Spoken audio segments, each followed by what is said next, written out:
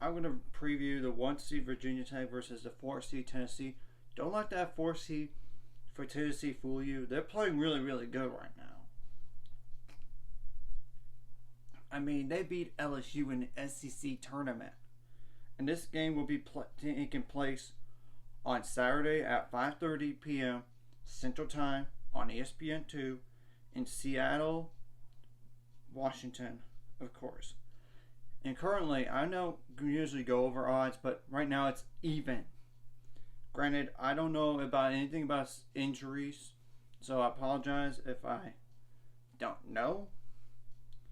But this is probably the more intriguing 1 versus 4 matchup. I know I could have gone over the 4 versus 9 matchup or 5 versus 8 if you know what the schedule is, but I just thought this one is the most intriguing of all. Not to say the other ones are not. And I didn't want to cover UConn again, to be honest. It's not because of the last game. It's not that. It's just everybody's going to cover UConn. This is different. I mean, really, really is.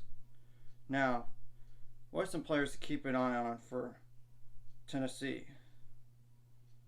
The 4 seed. And I already know, Rakia Jackson, which she's already declared that she is coming back for 1 more year.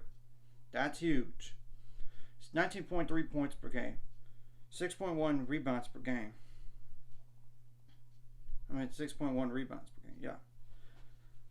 0.8 steals per game, 2.5 turnovers per game. It's 31.3% from the 3-point line, 79.7% from the free throw line, 2.1 fouls per game. Jordan Horston is another player to keep an eye on.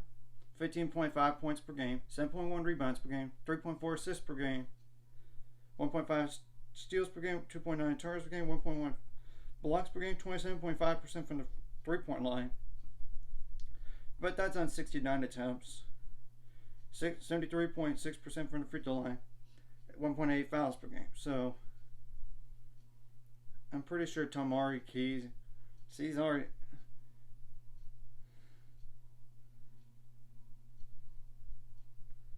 I don't think she is healthy, but I'm going to double check. Because if I don't see her name on her playing. Yep. She was out game number 9 of this season. So, okay. So that's kind of what I thought. Not to mention to her. Tess Darby, 7.5 points per game, 3 rebounds per game.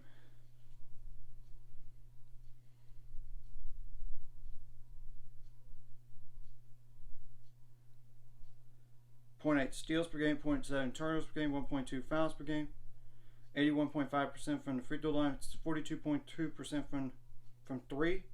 So that's that. Jillian Hollingshead, or Shed. I apologize if I butchered that last name. Hollingshead.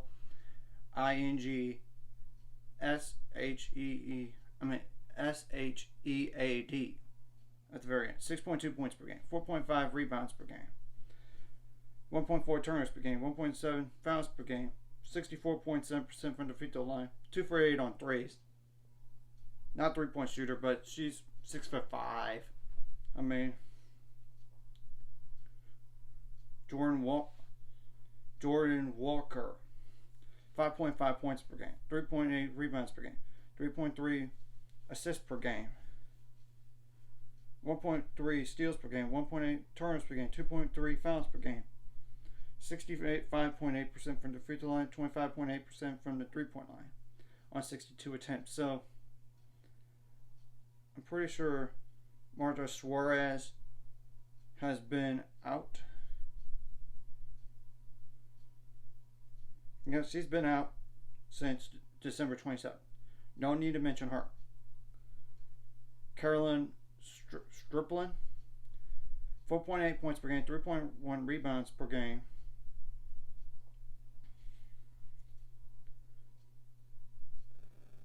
0.8 turnovers per game, 9 for 16 on free throws, which is 56.3%. 41.4% from the three-point line, though, but that's on 29 attempts.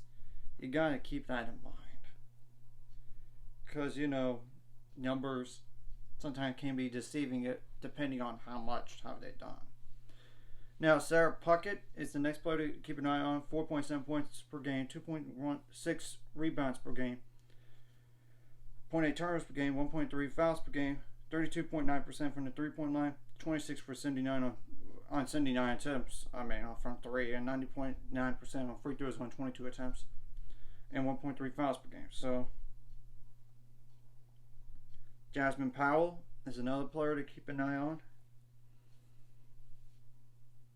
4.6 points per game, 2.6 rebounds per game, 3.1 assists per game, 1.6 turnovers per game, 0.6 steals per game, 1.3 fouls per game, 70.5% from the free throw line, 25.7% on threes on 70 attempts, though.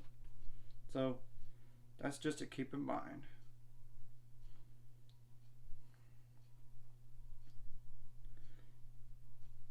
Jasmine Franklin, she's played like 34 games this year, which she did not play against.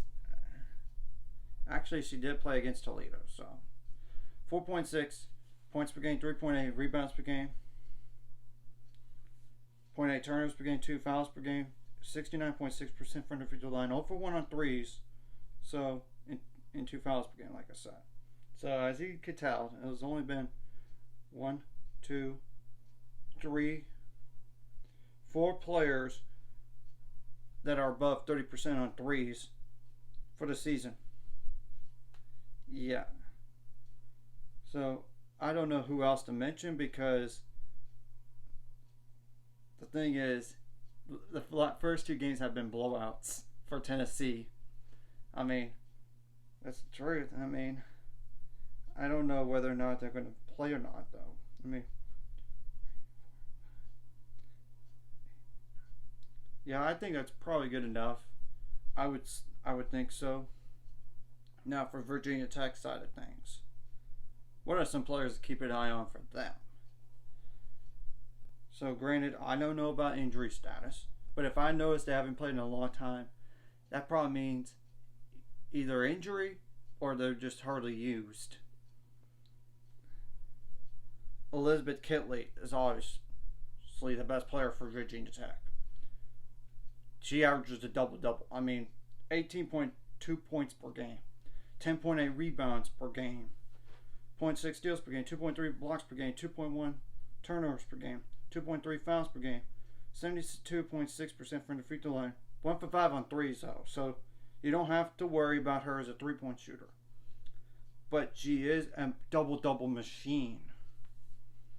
Georgia Amore, 15.7 points per game, 2.8 rebounds per game, 5.1 assists per game, 0.7 steals per game, 2.7 turnovers per game, 1.9 fouls per game, 76.5% from the free throw line, 35.5% from three. That's on 299 attempts. Sheesh. That's good. That's a good percentage. Now, Taylor Soule is another player to keep an eye on. 11.3 points per game, 5.7 rebounds per game. So, 1.1 steals per game, 1.9 turnovers per game, 2.9 fouls per game, 72.6% from the free throw line, and 6 for 25 on threes. Not a 3-point shooter. You don't have to worry about her, I would think. So, now, obviously, Kayana Traylor is another player to keep an eye on. 10.8 points per game, 3.4 rebounds per game, 3 assists per game, 2.1 turnovers per game, 1.1 steals per game, 1.8 fouls per game, 78.2% from the free throw line, 33% from three. That's on 106 attempts. So that's just and Kayla King, honestly, 7.9 points per game, 3.2 rebounds per game, 0.7 steals per game, 0.7 turnovers per game, 2.9 fouls per game, 37.2% from three on 191 attempts, and 76.7% from the free throw line on 43 attempts. Ashley Owusu, she has not played in a long time. She hasn't played since that Georgia Tech game. That was even 5 minutes, so I'm not gonna mention her. I mean, she probably didn't play. She didn't play last game. Now, Dejasia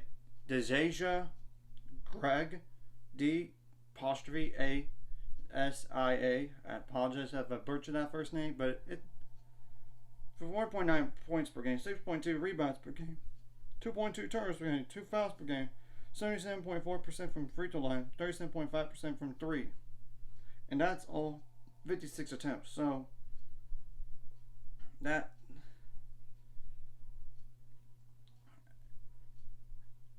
I'm trying to think. Who else do I need to mention?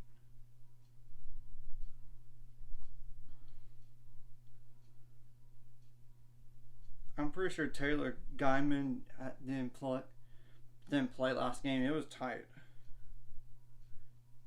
She only played in actually she did play last game. And that's okay, that's the next player I'm going to mention. 0.7 points per game. No free throws attempted. 6 for 19 on threes.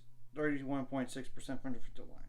So I might have skipped over a few players, I know, but I'm going to double check on those real fast. Yeah. Okay, that's... No, I don't need to mention that player.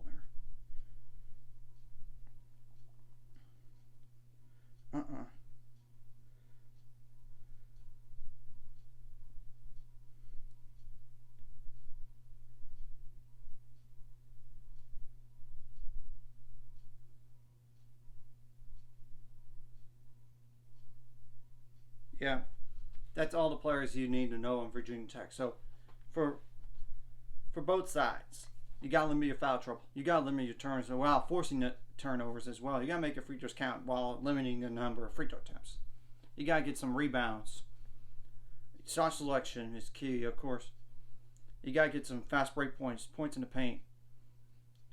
You gotta transition points and points off turnovers. So of course, you want to limit all those. Of course. I mean, you got to come out with energy and fire, and this is going to be a heated, but I would think the line's even right now, so it's like no team has a distinct edge going, according to ESPN right now. So I would also say you got to make the other team uncomfortable on defense. You have to. Of course, you got to make adjustments on the fly. So that's most of the keys right there. And I know it sounds bland, but it's the truth. And you got to get on their three-point shooters for both of these teams and make them shoot long twos instead of threes. And obviously, you want to limit their best players as much as you can, if you can. That's the key thing. Because Elizabeth Kelly, she might get her double-double. I mean, she's a double-double machine, as you can tell by the stats. So, and of course, you might have to switch it up on defense and offense just to see what works and what doesn't. So, and this game, like I said, is on Saturday at 5:30 p.m. Central Time on ESPN2. Anyways, if you like this content, hit like and subscribe, and see you guys 95 subscribers. We're on the road to it. Let's go.